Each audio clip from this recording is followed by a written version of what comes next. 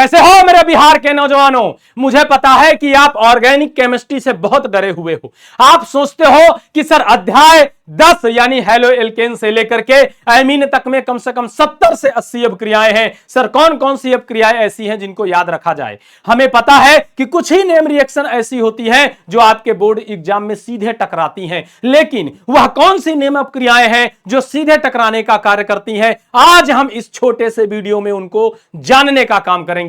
तो साथियों, यदि आप नए हो तो चैनल को सब्सक्राइब कर लीजिएगा और कमेंट बॉक्स में बता दीजिएगा कि आपकी कार्बनिक रसायन की तैयारी कहां तक है। आइए जानते हैं इस छोटे से वीडियो में कि कौन कौन सी नेम रिएक्शन है जो सीधा आपके बोर्ड एग्जाम में आती हैं। और मैं आपको बता देना चाहता हूं, कम से कम 10 से 15 नंबर का तैयारी आपका इस छोटे से वीडियो से हो जाएगा। तो बिना किसी देरी के करते हैं शुरुआत। सबसे पहली अपक्रिया आपके सामने, सबसे पहली अपक्रिया है वुड्स अपक्रिया। यह वही अपक्रिया है जो सीधा सीधा आपके बोर्ड एग्जाम में छपने वाली है। और वुड्स अपक्रिया जो होती है साथियों, यह हम हेलो एल्केन की अपक्रिया सोडियम धातु से कराते हैं शुष्क ईथर की उपस्थिति में। किसकी उपस्थिति में? शुष्क ईथर की उपस्थिति में। तो उच्चतर एल्केन का निर्माण होता है। जी हां, एल्केन बनाने के लिए यानी हेलो एल्केन से एल्केन का निर्माण करने के लिए इस अपक्रिया का उपयोग किया जाता है।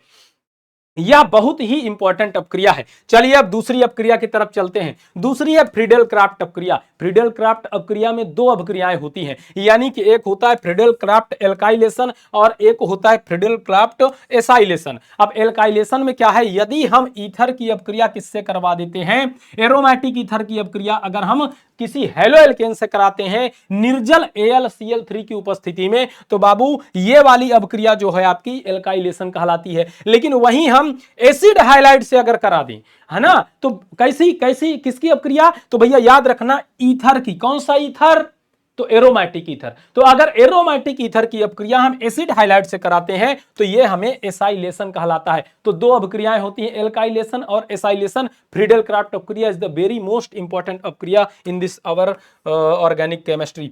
अब आते हैं तीसरी अपक्रिया जो कि है कॉल्वे अपक्रिया। कॉल्वे अपक्रिया आपके सामने मैंने लिख दी है, बहुत ध्यान से देख लीजिए। इस छोटे से वीडियो में उन सभी अपक्रियाओं के बारे में बताऊंगा, बस लास्ट तक बने रहना। साथियों, इसका उपयोग हम सैलिसिलिक अम्ल के निर्माण में करते हैं। किसके निर्माण में? सैलिसिलिक अम्ल के निर्माण में करते हैं। अगली अपक्रिया में आपको बता दूं, राइमर टीमैन अपक्रिया। यह अपक्रिया का उपयोग हम सैलिसिलिक एल्डिहाइड बनाने, सैलिसल एल्डिहाइड बनाने के लिए उपयोग में करते हैं। राइमर टीमैन अपक्रिया भी बहुत ज्यादा इंपॉर्टेंट अपक्रिया है। और यह अपक्रिया किसकी है? तो भैया हमें क्या करना है, हमको फिनॉल लेना है और इसकी अपक्रिया करानी है क्लोरोफॉर्म और क्षार के साथ। किसके साथ? क्लोरोफॉर्म और क्षार के साथ। तो हमारा सैलिसल एल्डिहाइड बनेगा। ठीक है सर, तो ये आपकी चौथी हो गई। पांचवी अपक्रिया है आपकी कैनिजारो अपक्रिया।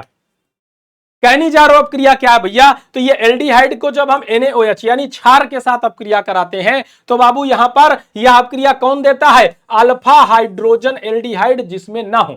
ऐसे एल्डिहाइड जिनमें अल्फा हाइड्रोजन नहीं होते हैं, यानी यह अपक्रिया कौन देगा? कैनिजारो अपक्रिया कौन देगा? फॉर्मेल्डिहाइड देगा। कौन देगा? फॉर्मेल्डिहाइड, क्योंकि फॉर्मेल्डिहाइड के बाद अल्फा हाइड्रोजन नहीं होते, तो इसलिए HCHO याद रखना, फॉर्मेल्डिहाइड यह अपक्रिया देते हैं। कौन सी अपक्रिया? कैनिजारो अपक्रिया। ठीक है, अब बात करते हैं अल्डोल संघनन की। अल्डोल संघनन की जो अपक्रिया है, ऐसे एल्डिहाइड यह अपक्रिया देते हैं जिनमें अल्फा हाइड्रोजन की उपस्थिति होती है।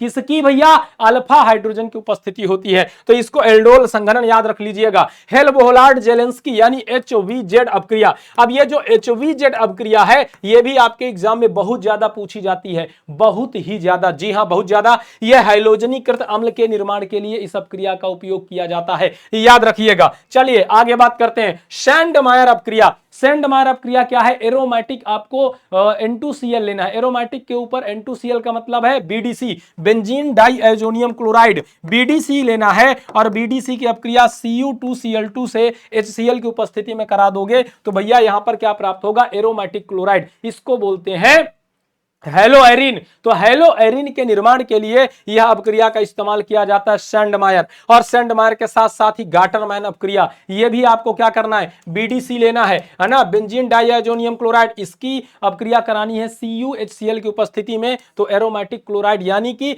एरिल हैलाइड बनता है। यह भी हेलो एरीन बनाने की अपक्रिया है। आगे आ जाओ, अगली अपक्रिया, ये 9 हो गई। अब 10वीं अपक्रिया देख लेते हैं, क्लीमेंसन अवकरण। भैया ये एल्केन के निर्माण के लिए होता है। क्लीमेंसन अवकरण भी याद रखिएगा, कीटोन यह अपक्रिया देने का कार्य करते हैं, एल्डिहाइड और कीटोन का। ठीक है, आगे आ जाओ, वोल्फ किस्नर अपक्रिया। वोल्फ किस्नर भी याद कर लीजिएगा, कीटोन से एल्केन के निर्माण के लिए इस अपक्रिया का इस्तेमाल किया जाता है। अगली अपक्रिया मैं आपको बता दूं, हाफमैन ब्रोमाइड अपक्रिया।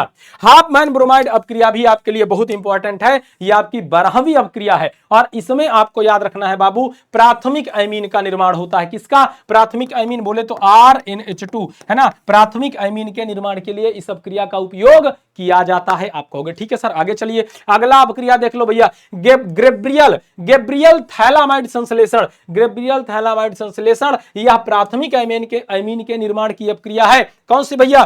प्राथमिक अमीन के निर्माण की अपक्रिया है। तो ये 13वीं अपक्रिया हो गई। 14वीं है आपकी रोजनमुंड अवकरण। जी हां, इसको किसके लिए इस्तेमाल करते हैं? एल्डिहाइड के निर्माण के लिए इस्तेमाल करते हैं भैया। ये रोजनमुंड अवकरण है, लिंडलार उत्प्रेरक की उपस्थिति में इसको कराया जाता है। किसका? एसिड हाइलाइड का। एसिड हाइलाइड लेना है और इसका अवकरण करा देना है लिंडलार उत्प्रेरक की उपस्थिति में।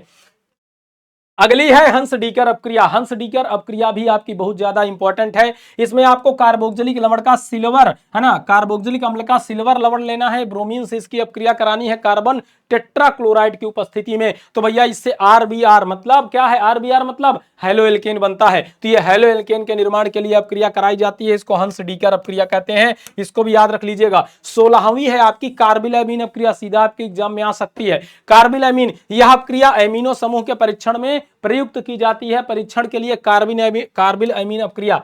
अगली है नाभिक रागी प्रतिस्थापन। भैया नाभिक रागी प्रतिस्थापन 2 प्रकार की अपक्रियाएं होती हैं। एक होती है SN1, इसको एक अणुक कहते हैं। एक अणुक नाभिक रागी प्रतिस्थापन, एक अणुक कौन होती है? एक अणुक होती है। और एक SN2 है, ये द्वि अणुक होती है। द्वि अणुक नाभिक रागी प्रतिस्थापन अपक्रिया, ये भैया हेलो एल्केन जब चैप्टर पढ़ोगे तो 3 डिग्री और 1 डिग्री एल्किल हाइलाइड इस अपक्रिया को देने का काम करते हैं। ठीक है, और एक अपक्रिया मैं अपनी तरफ से आपको और बता दे रहा हूं, याद रख लीजिएगा, क्योंकि ये कितनी हुई? 17। एक और याद रख लीजिए बाबू, 18वीं कौन सी है? 18वीं याद कर लीजिएगा, पर्किन अपक्रिया। कौन सी है? पर्किन अपक्रिया। पर्किन अपक्रिया भैया ये एल्कोहल चैप्टर की है। पर्किन अपक्रिया ये भी याद रख लीजिएगा, बहुत पूछी जाती है। बिल्कुल परेशान ना हो, इन अपक्रियाओं को याद रख लें। अगर कोई समस्या हो तो आप मुझे कमेंट बॉक्स में बताएं, आपकी तैयारी का जिम्मा मैंने उठाया है, आपकी सारी तैयारी मैं कराऊंगा। आप कमेंट बॉक्स में बताइए क्या इतनी अपक्रियाएं आप तैयार कर लोगे? इनमें से एक भी बाहर नहीं आएगी, सारी अपक्रियाएं 18 अपक्रियाओं के अंदर आ जाएंगी,